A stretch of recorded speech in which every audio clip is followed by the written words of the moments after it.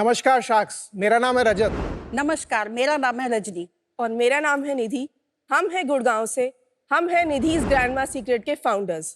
Sacks, एक माँ का जीवन वैसे ही कठिनाइयों से भरा हुआ होता है और ऊपर से ये ताने, कभी सास के ताने, कभी पति के ताने, और तो और अब मैं हाउस हेल्प के ताने भी सुनूं क्या?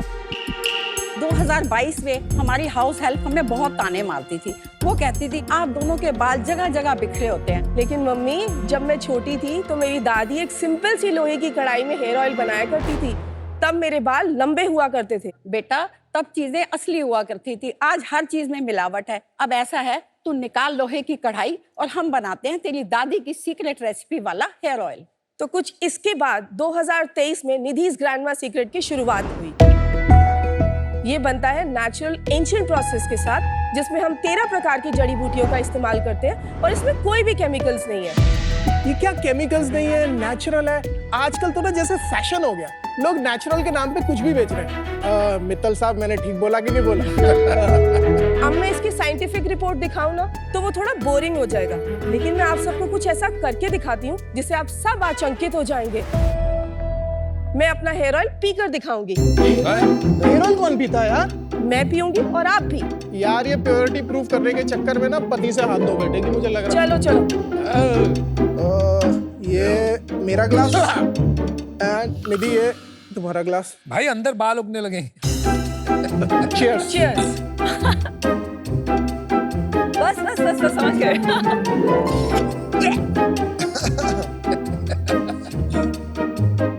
ये हमारा 13 हर्ब्स हेयर ऑयल बिल्कुल सेफ है, नॉन टॉक्सिक है। अगर मेरा कोई भी कॉम्पिटिटर ये सेम क्लेम करता है तो मैं उसे कहूंगी कि वो आए और अपना प्रोडक्ट पीकर दिखाए।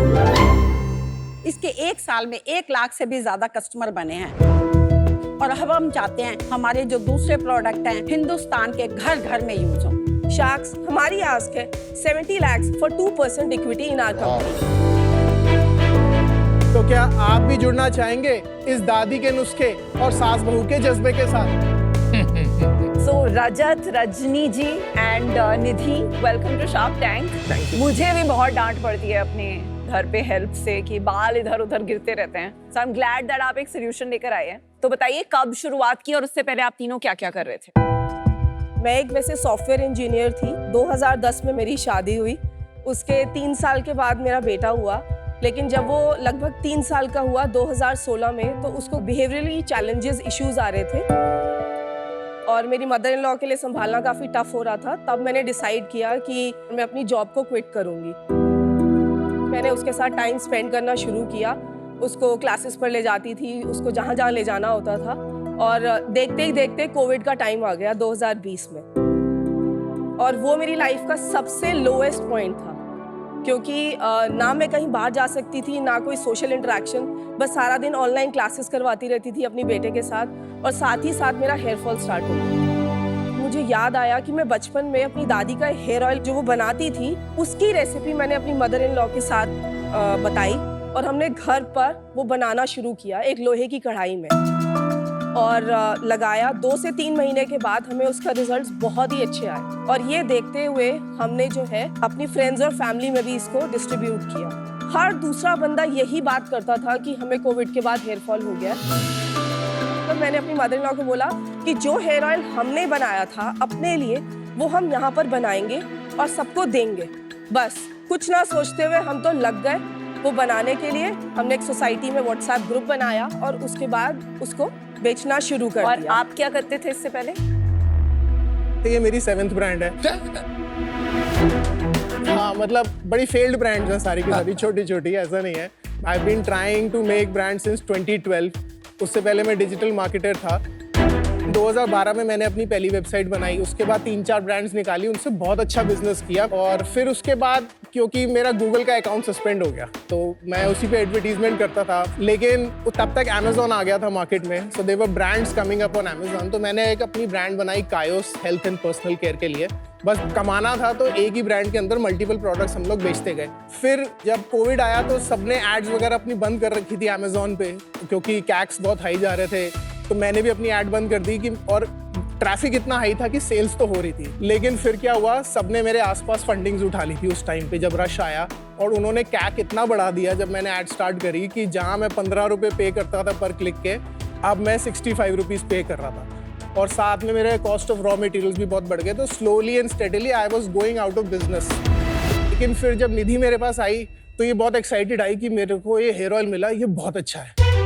फिर हमने एक इंस्टाग्राम पेज बना लिया, बाय द गॉड्स ग्रेस हमारी फर्स्ट रील वायरल हो गई इंस्टाग्राम पे, तो इट गॉट 1 मिलियन व्यूज और एक ही दिन में हमें 100 ऑर्डर्स आ गए। तो हम फिर उसमें लग गए और तब से लेके अब तक like we have sold more than 2 lakh bottles. Rajni ji आप बता दीजिए अपना बैग। ऐसा है, मेरी शादी ना 19 साल में हो गई, पता ही नहीं चला कि लाइफ कैसे निकल गई। पर जैसे कभी फ्रेंड्स को मिलती थी, कोई जॉब कर रही है, कोई कुछ कर रही है, तो मन में ना कभी कभी एक ख्याल तो आता था कि हमने कुछ भी नहीं किया लाइफ में। पर फिर जब निधि मेरे पास आई कि मम्मी हम ये हेयर ऑयल बनाते हैं और बेचते हैं, मैंने भी हिम्मत बांधी कि भाई चलो ठीक है बनाते हैं। मैंने सोचा ही नहीं था ये सब शुरुआत कुछ। में 10,000 बॉटल्स इन्होंने अपने घर के अंदर बनाई 3 महीने। हमने घर से बनाई है, क्योंकि सारा जब इससे दिन बोला कढ़ाई ना, रखते थे मम्मा ऊपर ये और यही ऐसे बनता ही ऐसे इतना ऑर्डर आ गया, ये कैसे होगा। मैंने कहा तू फिक्र ही मत कर, सब कुछ हो जाएगा।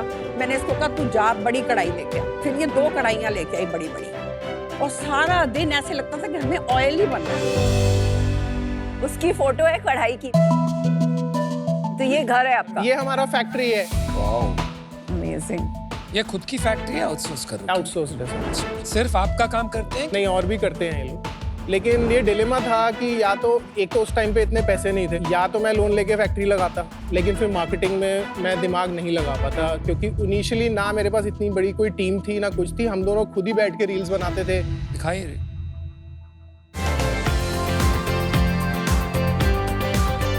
तो इस कढ़ाई में आप घर पे बना रहे थे? हाँ, पहली ये घर ही 10,000 है हमारा। बॉटल। ये हमारा घर है।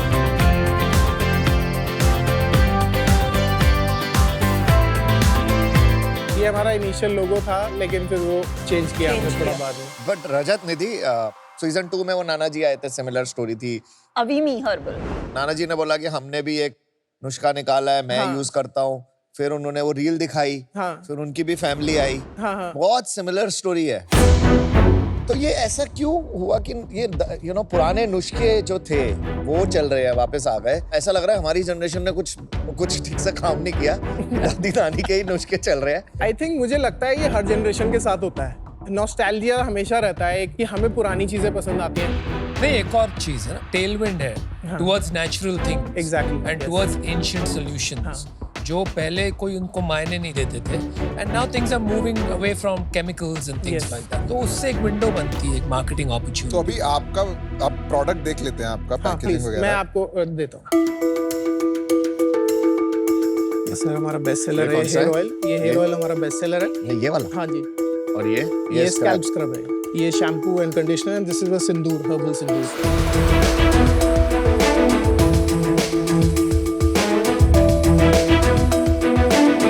विनीता, ये पी के दिखाओ जरा oil. I will follow your lead. ये 599 का है, ये एक प्रीमियम प्रोडक्ट है। आपने इसकी बात करी प्रोडक्ट की, आपने साथ में एक और प्रोडक्ट दिया है, ये हाँ, हर्बल सिंदूर। हर्बल सिंधु। तो ये आपका कैटेगरी एक्सपेंशन अब चल रहा है। This is our fastest selling product. हमने करवा चौथ से पहले लॉन्च किया था, and within 20 days we got sold out. Great timing, क्योंकि करवा चौथ पे सिंदूर बहुत बिकता है, पर ये तो आप पी नहीं पाओगे, इसमें तो बहुत केमिकल्स हैं। इसमें क्यों इतने सारे केमिकल्स डाल दिए फिर? फ्लोरल पिगमेंट्स हैं उसके अंदर, तो उसके बगैर तो ये बनेगा भी नहीं। जब आप इतना क्लेम करते हो, तेल पी के दिखाते हो, जो दूसरे प्रोडक्ट हैं उनमें केमिकल की क्वेश्चन आ गई, तो आप जितनी बोल्डली यहाँ से बोल रहे हो ना केमिकल फ्री, वो कहीं दावा डाउटफुल लगने लगता है।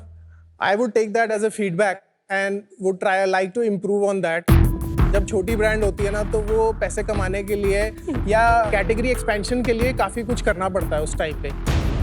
इंग्रेडिएंट्स पे जो इसमें हमने डाला है, कोकोनट, आंवला, भृंगराज, मेथी, सबके जो कोर हेयर फॉल ऑयल्स होते हैं उसमें यही 4 मेन इंग्रेडिएंट्स होते हैं।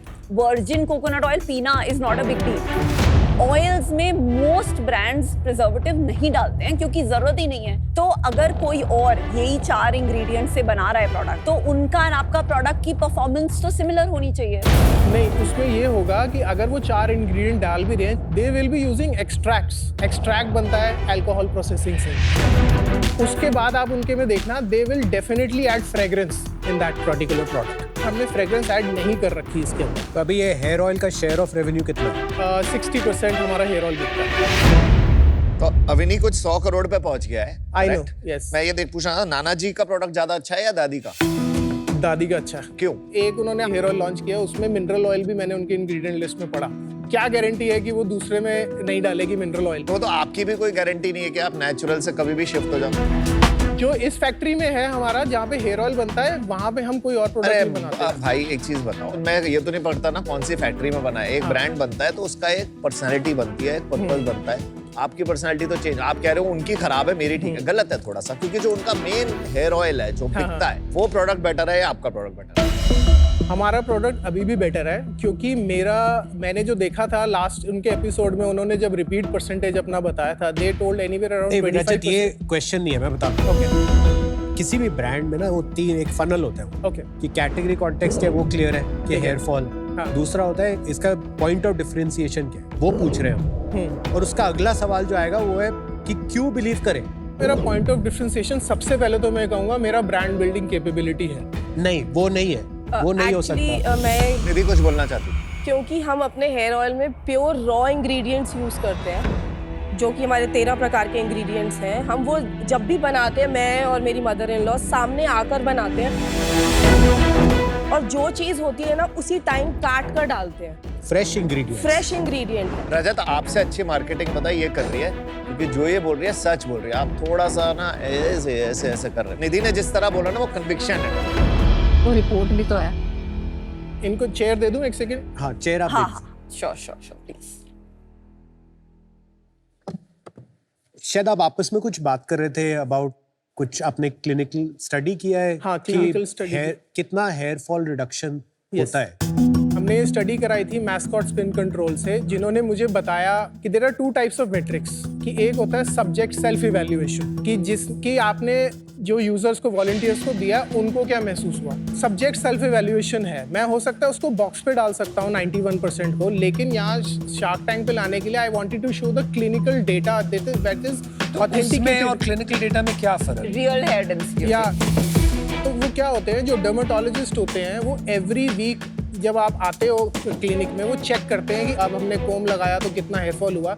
So it is authentic data. तो ये कितने हफ्तों की स्टडी? ये 8 वीक्स की स्टडी। पहले हमने 4 वीक्स की स्टडी करवाई और उसमें डेटा निकल के आया 4 वीक्स में अराउंड 42%। मैंने कहा sir, but this number doesn't sound good to me, 42%।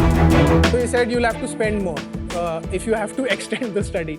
तो मैंने ये कैलकुलेटिव डिसीजन लिया, 8 वीक्स के लिए हमने एक्सटेंड किया, उसके बाद 70% डेटा ये नंबर निकल गया। कहाँ पे लिखा है कि 70% रिडक्शन?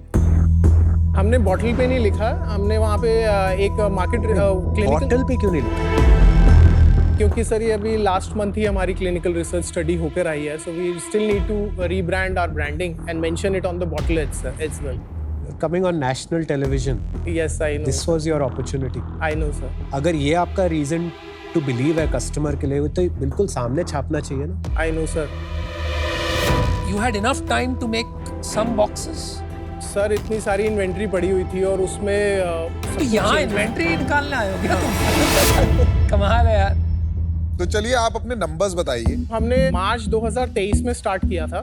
1 अप्रैल 2023 से लेके 31 मार्च 2024 तक हमने 4.3 CR किया था टॉप लाइन रेवेन्यू में। Net revenue was 3.5 CR। Okay, now bottom line. 6%। EBITDA was almost 9%। अप्रैल से लेके अभी अक्टूबर तक हम टॉप लाइन में ऑलमोस्ट 4 CR कर चुके हैं। Net revenue was anywhere around 3.2 CR। और इसमें EBITDA कितना बैठ रहा है हमारा? एनीवेयर अराउंड 4.5-5% के करीब अभी बैठ रहा है। जो आपका 4 करोड़ से अब 8 करोड़ के करीब जा रहा है इस साल, यस।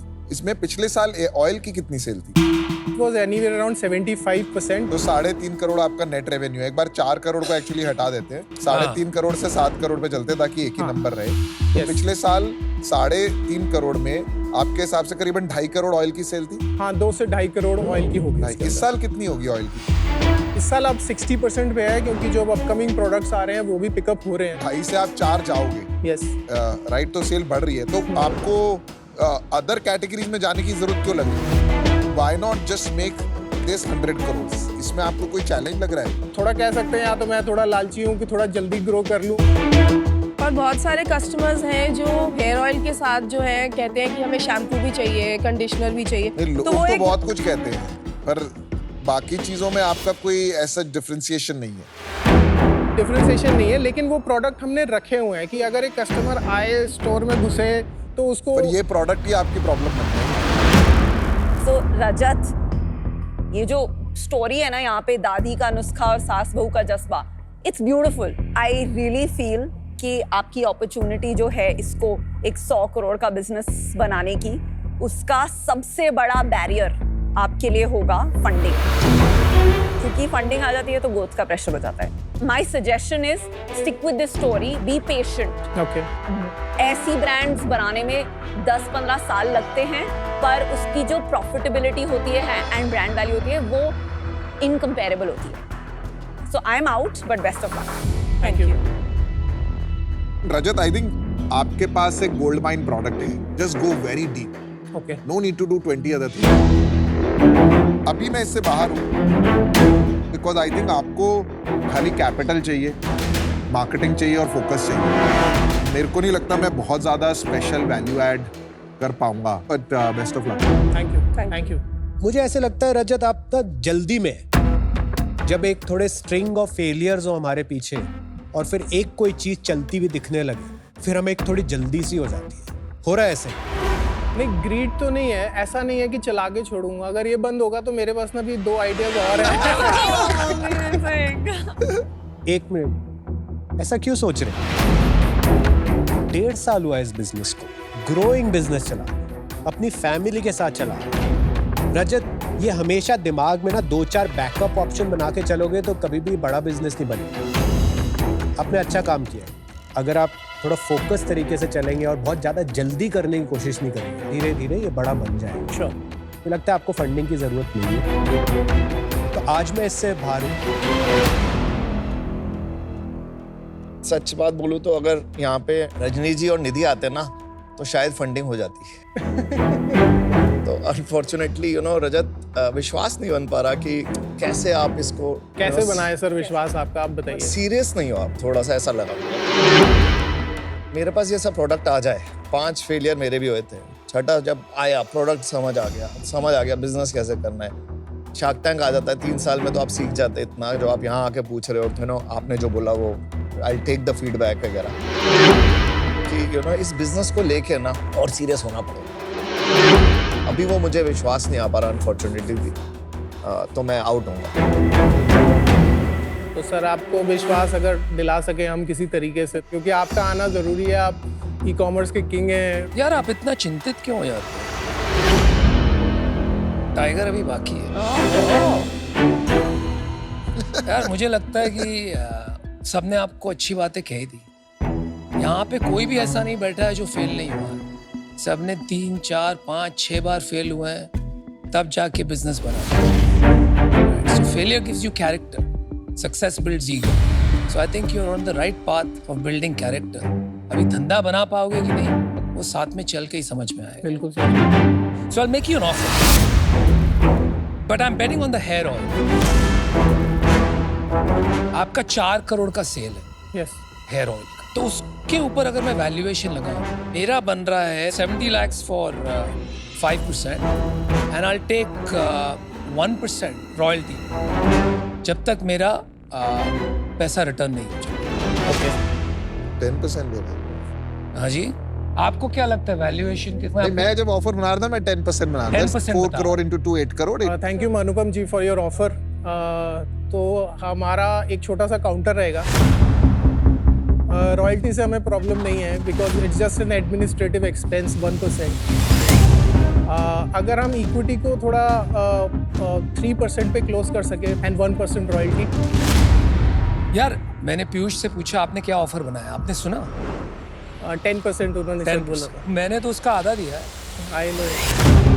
तो वहां से आप 3% कहाँ ले जा रहे हो? See you have to have skin in the game. 1-2% में at this early stage is very hard. Sir if you can do it on 4%। यार मैं सासू माँ की बात रखने के लिए 4.5% कर दूंगा, but royalty will go up to 1.5%। वो नाड़ा यहाँ से खींचा यहाँ से। आपने सुना यार, I made you a fair offer, इसलिए मैंने एकदम फेयर ऑफर बनाया। रॉयल्टी 1% करते हैं, फिर इक्विटी 5% ही रहेगी। क्या करते हो?